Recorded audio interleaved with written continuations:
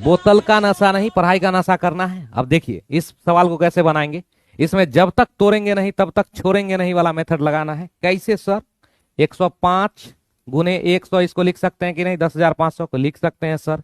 इसको आप 21 गुने 5 लिख दिए, बहुत बढ़िया सर। 25 गुने 4 100 को लिख दिए, हाँ सर ये तो जानते हैं। इसको लिख सकते हैं 3 गुने 7, इसको 5, इसको 5 का स्क्वायर, इसको लिखेंगे 2 का स्क्वायर।